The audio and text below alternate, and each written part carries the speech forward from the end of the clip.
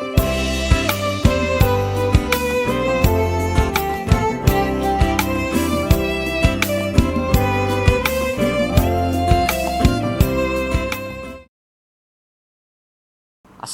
warahmatullahi wabarakatuh. Alhamdulillah wassalatu wassalamu ala Rasulillah wa ala alihi washabbihi wa mawalah.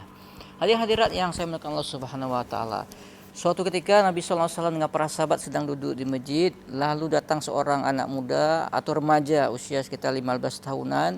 Ya, dia datang lalu dia menghampiri Rasulullah, sebelumnya dia mengucapkan salam, ya, lalu dia menyampaikan kepada Nabi sallallahu alaihi wasallam di hadapan para sahabat ketika itu ada dalam majlis. Apa yang dia sampaikan? Ya Rasulullah, izinkan aku untuk berzina. Ya. Lalu Rasulullah sallallahu alaihi wasallam mendengar hal tersebut, ya biasa saja respon beliau, tapi ternyata para sahabat khususnya Umar bin Khattab yang ada sekitar beliau langsung berubah wajahnya.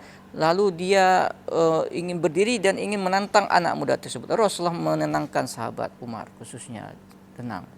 Ya, lalu Rasulullah SAW meminta kepada anak muda tersebut untuk bisa menghampiri beliau, mendekati beliau.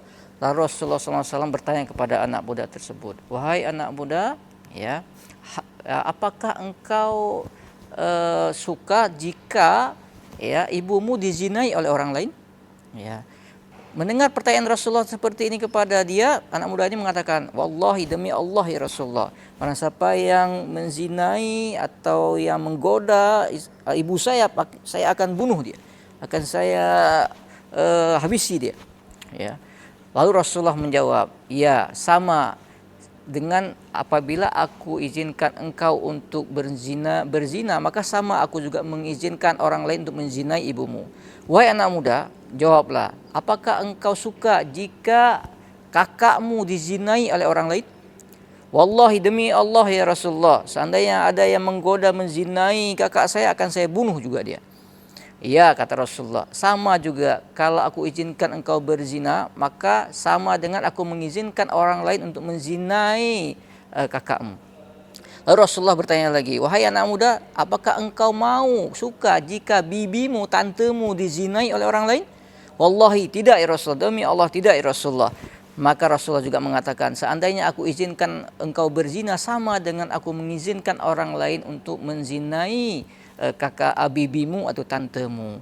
Lalu anak muda tersebut sambil tercenung dia mendengar Rasulullah, dia terdiam. Lalu Rasulullah menghampiri dan memegang kedua bahunya. Lalu Rasulullah mendoakan anak muda, Allahumma fir zambahu, ya Allah ampunilah dosa anak muda ini, wa tahhir qalbahu, dan berikan kesucian, tahir, sucikanlah ya Allah hati anak muda ini. Yang ketiga Rasulullah berdoa, wa hassin farjahu, ya Allah bersihkan dan jagalah kemaluan anak ini dari berzina. Hadis ini diriwayatkan oleh Imam Ahmad.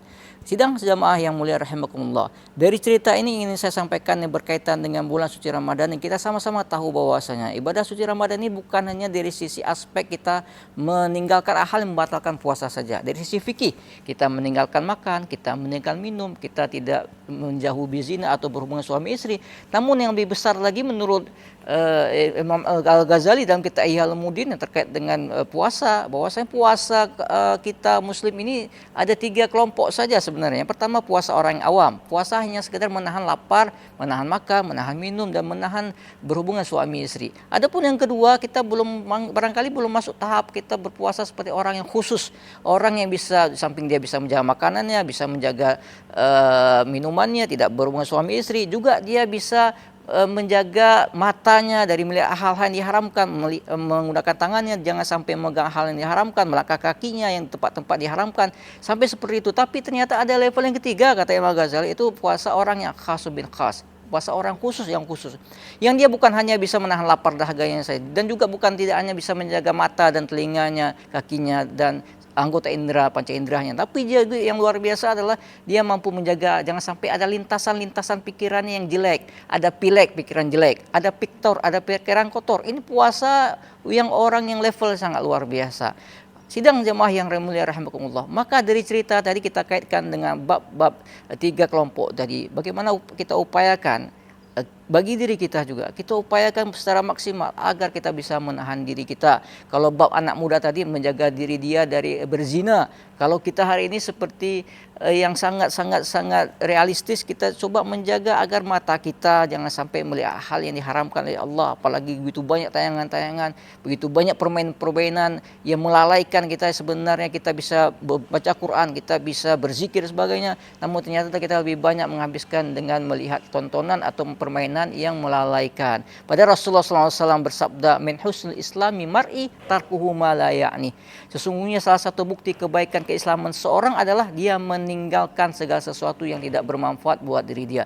Oleh karena itu dalam konteks bulan Ramadan kita berpuasa, mari kita hilangkan, kita jauhkan sejauh-jauhnya, atau kita kurangilah setidaknya dari hal-hal yang bisa mengurangi ataupun hal yang amal-amal yang tidak bernilai pahala, amal-amal yang tidak Allah ridhoi, apalagi tapi hal-hal yang tidak bernilai pahala atau amal-amal yang lagha kita upayakan kita minimalkan. Semoga Allah memberikan bimbingan dan memberikan hidayah kepada kita untuk melakukan hal dan menjauhi hal tersebut. Wallahu a'lam bishawab. Assalamualaikum warahmatullahi wabarakatuh.